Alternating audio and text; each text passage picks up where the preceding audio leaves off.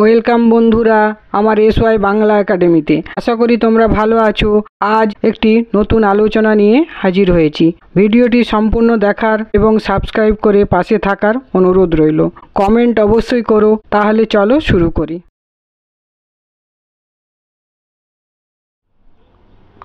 আজকের আলোচনার বিষয় প্রবন্ধ রচনা, রথযাত্রা উৎসব ও রথের মেলা। এত ভঙ্গ বঙ্গদেশ তবু রঙ্গে ভরা, বলেছেন ঈশ্বর গুপ্ত। ভূমিকা: উৎসবের দেশ আমাদের এই বাংলা। কথাই বলে এদেশে 12 মাসে 13 পার্বণ। নানা ধর্ম, নানা মত ও নানা বিশ্বাসের সহায়তায় আমাদের নানাবিধ ধর্মীয় কাজকর্ম ও আচার অনুষ্ঠানগুলি গড়ে উঠেছে। এই নানাবিধ অনুষ্ঠানের মধ্যে রথযাত্রা অন্যতম একটি হিন্দু উৎসব অনুষ্ঠান। এই রথযাত্রা গুন্ডিচা যাত্রা নামেও পরিচিত। ওড়িশা, ঝাড়খণ্ড, পশ্চিমবঙ্গ ও বাংলাদেশে এই উৎসব বিশেষ উৎসাহ ও উদ্দীপনার মধ্য দিয়ে পালিত হয়। এরপর রথযাত্রার অর্থ। রথযাত্রা কথাটি দুটি সংস্কৃত শব্দ থেকে এসেছে। রথ শব্দের অর্থ অক্ষ মানে যুদ্ধযান অথবা চাকাযুক্ত ঘোড়ায় টানা কাঠের হালকা যাত্রীবাহী গাড়ি। আর যাত্রা হলো কোথাও গমন বা তীর্থযাত্রা। এখানে রথ বলতে বোঝানো হয়েছে জগন্নাথের রথ, আর রথযাত্রা বলতে জগন্নাথের রথযাত্রা।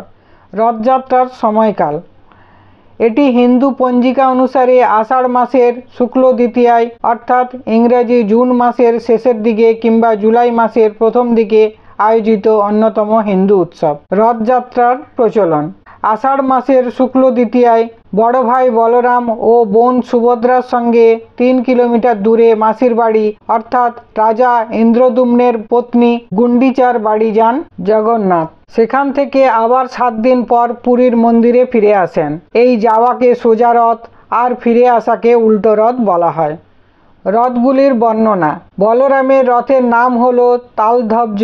এটি 44 ফুট উঁচু এবং 14টি চাকা বিশিষ্ট। সুভদ্রার রথের নাম পদ্মধ্বজ। এটি 43 ফুট উঁচু এবং 12টি চাকা বিশিষ্ট। আর জগন্নাথের রথের নাম হলো নন্দীঘোষ, যেটি 45 ফুট উঁচু এবং 16টি চাকা বিশিষ্ট।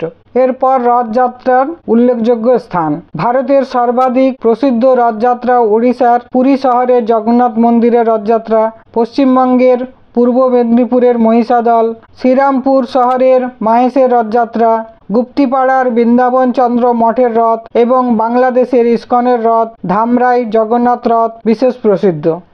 এরপর রথের যাত্রা। পুরীতে রথ উৎসব। শ্রীক্ষেত্র বলতে আসলে পুরীকেই বোঝায়। পুরীতেই যেহেতু জগন্নাথ দেবের মন্দির স্থাপিত, তাই এই মন্দিরকে পবিত্রতম স্থান বলে মনে করা হয় এবং এর অন্যতম আকর্ষণ রথযাত্রা। বিকেলে রথযাত্রা শুরু হয়। সুসজ্জিত 3টি পৃথক রথে মাসির বাড়ির উদ্দেশ্যে রওনা দেন জগন্নাথ, বলরাম ও সুভদ্রা। এই রথযাত্রা দেখতে লক্ষ লক্ষ পুণ্যার্থী পুরীতে ভিড় করেন। প্রচলিত বিশ্বাস রয়েছে যে জগন্নাথ দেবের রথ হলো স্বয়ং দেবতার মূর্ত প্রতীক। বছরে এই একবারই ভক্তদের দর্শন দেওয়ার জন্য ঈশ্বর স্বয়ং মন্দিরের বাইরে বেরিয়ে আসেন। আর এই রথের দড়ি বা রশি স্পর্শ করলে পাপমুক্ত হয় ও প্রচুর পুণ্য লাভ হয় এবং পরজন্ম থেকে মুক্তি পাওয়া যায়। সেই কারণে রশি বা দড়ি একটু স্পর্শ করতে ভক্তদের হুড়োহুড়ি পড়ে যায়। রথের সামনে রাস্তার উপরে সাষ্টাঙ্গে লুটিয়ে পড়ে প্রণাম করেন বহু মানুষ। পুরী হোক বা মাহেশ হোক কিংবা কলকাতার ইস্কনের রথ, সর্বত্রই একবার দড়ি স্পর্শ করতে ব্যাকুল থাকেন ভক্তরা। বিভিন্ন মন্দির থেকেও রথ বের করা হয়। রথের দিন ছোট ছোট কাঠের রথ ফুলপাতা দিয়ে সাজিয়ে রাস্তায় বেরিয়ে পড়ে কচিকাচারাও। রথযাত্রায় অংশ নেয় ধারে কাছের গ্রাম উপজেলার হিন্দু ধর্মাবলম্বীরা এবং উপভোগ করতে আসে সকল ধর্মের মানুষই। এরপর রথের মেলার বর্ণনা। রথকে কেন্দ্র করে 7 দিন ধরে চমৎকার মেলা বসে। সকাল থেকেই মেলায় দর্শনার্থীদের ভিড় জমতে থাকে। রঙিন ও নানা বাহারের পোশাক পরিচ্ছদ পরে নানা বয়সের নারী, পুরুষ, বৃদ্ধ, শিশু মেলায় আসে। বাচ্চা ছেলে মেয়েদের আনন্দ সর্বাধিক। তাদের কৌতূহল ও ফুর্তির শেষ থাকে না। রথের সঙ্গে কলা বেচা ও লটকনের বিশেষ সম্পর্ক আছে, তাই প্রচুর কলা ও লটকন ফল কেনা বেচা হয় রথের মেলায়। শুকনো খাবার যেমন খই, মুড়ি, মুড়কি, চিড়া ভাজা, জিলিপি, আমিত্তি ইত্যাদি মিষ্ট জাতীয় দ্রব্য মনোহারী জিনিস, কাপড়, বাসন, বইপত্র, ছবি, ছুরি, কাঁচি, দা, বটি, চীনামাটির বাসন, বাঁশ ও বেতের তৈরি বিবিধ জিনিস, মাটির তৈরি হাঁড়ি, কলসি, মাদুর, চারাগাছ, রঙিন মাছ, বাচ্চাদের খেলনা ইত্যাদি আরও নানা রকম সামগ্রী পাওয়া যায় রথের মেলায়। পানীয় দ্রব্য সরবরাহের জন্য শরবতের দোকান, চায়ের দোকান ও ডাবের দোকানও বসে। সন্ধ্যের পর মেলার রূপ। রথ টানা পর্ব সমাপ্ত হতে হতে সন্ধ্যার অন্ধকার নামে। তখন দোকানে দোকানে নানা রকম আলো জ্বলে ওঠে। আলোর মেলায় সমগ্র মেলা অপূর্ব সুন্দর হয়ে ওঠে। দোকানগুলিতে বিকিকিনির ধুম পড়ে।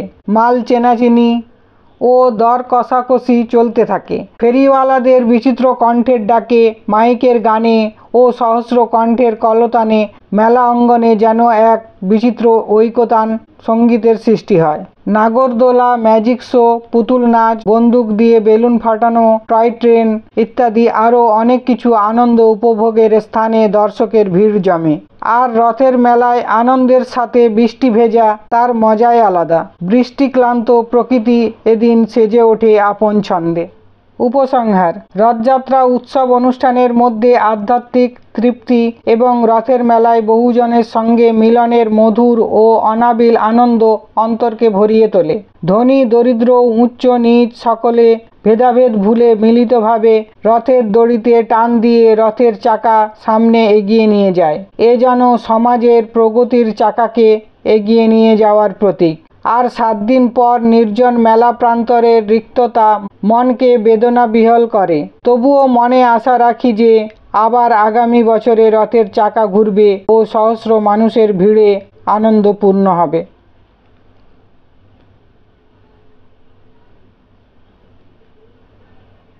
আজ তাহলে এ পর্যন্তই। আবার হাজির হব নতুন কিছু নিয়ে। ভিডিওটি ভালো লাগলে সাবস্ক্রাইব করো, লাইক, কমেন্ট, শেয়ার করতে ভুলো না কিন্তু। বেল বাটনটি অন করে দিও, তাহলে পরবর্তী ভিডিওর নোটিফিকেশন তোমাদের কাছে সবার আগে পৌঁছে যাবে। তোমাদের জন্য শুভকামনা রইল। ধন্যবাদ সবাইকে।